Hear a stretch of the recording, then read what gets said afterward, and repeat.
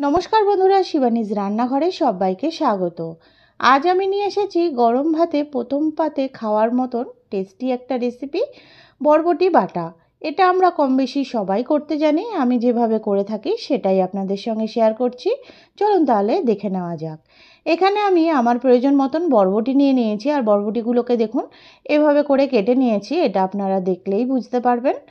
এবার বরবটিগুলোর মধ্যে এখানে প্রায় 6 থেকে 7টা কাঁচা লঙ্কা এভাবে দিয়ে দিচ্ছি। বরবটিগুলোকে আমি একটু ভাপিয়ে নেব।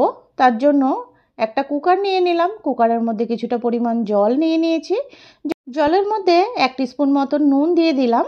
তারপরে গ্যাসের ওভেনে আমি কুকারটাকে বসিয়ে দিয়েছিলাম। জলটা দেখুন সুন্দর ফুটে গেছে। এরপরে কেটে ধুয়ে রাখা বরবটিগুলো দিয়ে দিচ্ছি। বরবটিগুলো সব দেওয়া হয়ে গেল। তারপরে একটা খুন্তি দিয়ে একটু নাড়াচাড়া করে দিলাম। এরপরে ঢাকাটা দিয়ে প্রায় 2 থেকে 3টে আমি সিটি দিয়ে নেব।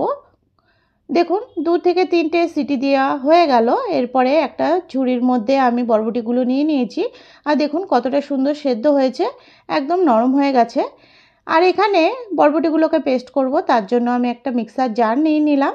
আপনারা চাইলে এখানে শিলনোড়াতেও কিন্তু এটা বেটে নিতে পারেন। আমি মিক্সিতেই করে নিচ্ছি। দেখুন এভাবে করে বরবটিগুলোকে সব পেস্ট করে নেব। এবার গ্যাসের ওভেনে একটা কড়াই বসিয়ে দিলাম। কড়াইতে পরিমাণ মতন সর্ষের তেল দিয়ে দিয়েছি।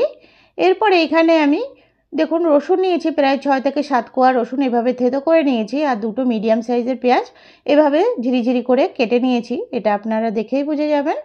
আর এইদিকে দেখুন কড়াইয়ের তেলটা কিন্তু সুন্দর গরম হয়ে গেছে। এবার ফোড়নে দিলাম 1 টিস্পুন মতন কালো জিরে আর 2টো শুকনো লঙ্কা এভাবে ছোটো ছোটো করে আমি ভেঙে নিয়েছি, ওটাই দিয়ে দিলাম।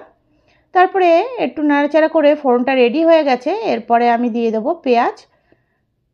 সব পেঁয়াজগুলো দিয়ে দিলাম আর তার সাথে রসুনটাও দিয়ে দিচ্ছি। এবার পেঁয়াজ আর রসুনটাকে ভালো করে একটু ভেজে নেব। দেখুন একটা খুন্তির সাহায্যে একটু নাড়াচাড়া করে এটাকে ভালো করে একটু ভেজে নিতে হবে। আর এখানে দিয়ে দিচ্ছি 2টো কাঁচা পাকা কাঁচা লঙ্কা একটু চিড়ে। যেহেতু এটা একটু ঝাল ঝাল তৈরি করব, তার জন্য লঙ্কার পরিমাণটা একটু বেশি দিচ্ছি। আপনারা আপনাদের টেস্ট অনুযায়ী কিন্তু ঝালটা ব্যবহার করতে পারেন। তারপরে দেখুন পেঁয়াজটা হালকা গোল্ডেন কালার হয়ে এসছে। তারপরে এখানে দিয়ে দেবো 1 টিস্পুন মতন হলুদের গুঁড়ো। এবার হলুদের গুঁড়োটা দিয়েও আবার একটু নাড়াচাড়া করে দিচ্ছি পেঁয়াজটাকে। আমার রেসিপিগুলো যদি আপনাদের ভালো লেগে থাকে প্লিজ চ্যানেলটিকে সাবস্ক্রাইব করার অনুরোধ রইল। আর যারা সাবস্ক্রাইব করে রেখেছেন তাদেরকে অসংখ্য ধন্যবাদ।